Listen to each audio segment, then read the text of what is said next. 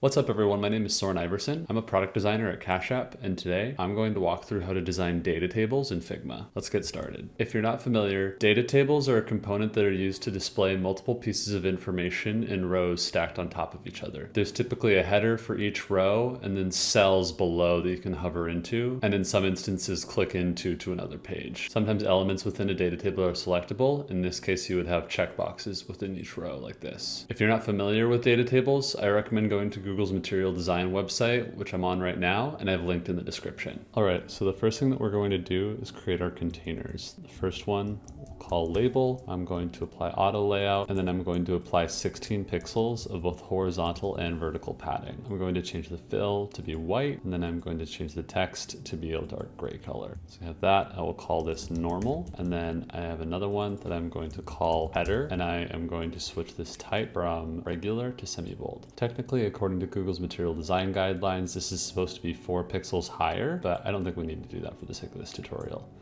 I am going to take these and I am going to create a component set, and I'm going to call this container, and then I will have this be type, and we will have this say normal, and this will say header. So then if I take this and I switch, it'll switch from that to that. Now that we have that, I'm going to combine multiple containers to make a row. So the first one will have a full name. Second one will have an email address. Third will have a price, which we are actually going to right align. And then the fourth will have a status. I'm going to change the width to 980, which is how large a full data table might be when it has multiple elements. So let's take both of these, and since they're relatively small, I'm actually going to set the width for both of these elements to 144, and then I'm going to frame both of these, and then I'm going to take these other two pieces, which are going to be more likely to have long text strings, and I'm going to set them to fill the container. That way they're much wider and you can enter a lot more information here. You'll notice that all of these are not filling their container, so I'm actually going to go in, select all of these, and I'm going to set this to fill container, and then I'm going to change this to just be a default price value. So let's go ahead and call this row, and then I'm going to make another version of this that has a checkbox at the front. Let's go over to our assets, drag a checkbox in here. If you don't have this, you can download this Figma file from the link in the description. I also have other tutorials that show you how to make this component. So let's apply auto layout to this. We're going to do 16 pixels of horizontal padding. We're only going to do 14 pixels of vertical padding, and then we're going to add a fill here as well, this, and apply this to one of these. I'm actually going to take this up here, and I'm going to call this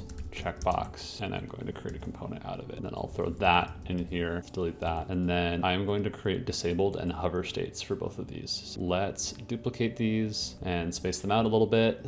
And then let's take both of these and we'll change this text from that darker gray to a lighter gray.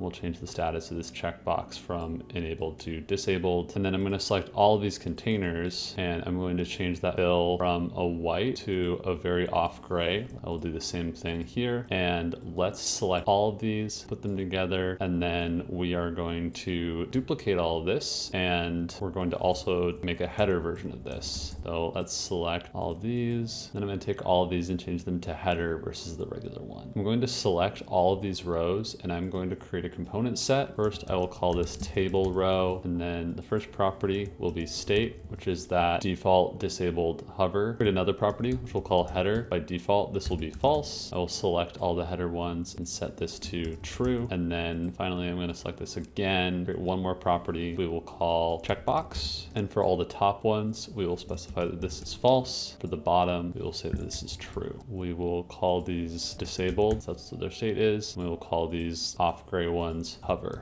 Once you've done that, that error message that you were seeing will go away. Now, if I take one of these rows, zoom in, you can see I can change it to a header or not header. I can have a checkbox, I can not have a checkbox, and it could be disabled or it could be hover. One last thing that I'm going to do is I'm actually going to prototype this. So I'm going to take this default component and I'm going to click and drag it over to hover. I'm going to say while hovering, change to hover, smart animate, ease out, and we'll set that to 150 milliseconds. I will do the same thing down here and change this to while hovering. It remembers that smart animate that we set, and I'll do the same thing for the header components over here. One last component I need to make is a divider. We'll have that be 980 pixels wide, 1 pixel high, and we'll set the color to be gray 100. We will rename this divider and we will create a component out of it. I'm going to create a new frame we'll call desktop. Go to our assets panel and we'll go to data tables, and I'm going to take a table row here, and then I am I'm going to take a divider and I'm going to take both of these and apply auto layout. Let's change the spacing between to 0, and then let's center this in the screen. And then I'm going to go back to my layers panel and I'm going to duplicate this table row. I'll take both those a few times. Then I'm going to change this from a normal row to a header row. And then let's propagate this with actual information. Let's have this table filled with real information. I'm going to clip the content, apply a 4-pixel border radius, go to effects. Let's add hard shadow here. And then just to show you how this looks, I'm going to go to prototype, then I'm gonna set a flow starting point. I will hit play. And then you can see when I hover over these, it goes from that white to that light gray. I can also really easily select all these rows, and then I could add a checkbox here. And that's it. You now have a really simple container and row component set that you can use or customize based on the needs of the data that you're working with. It could have anywhere from 2 or 3 elements to 6 or even 10, depending on how complex the data set that you're working with might be. Thanks so much for taking the time to watch this video. I hope that you now have a better understanding of data tables, how to design them, and how to use them in your next project. If you haven't already, please like, comment, and subscribe.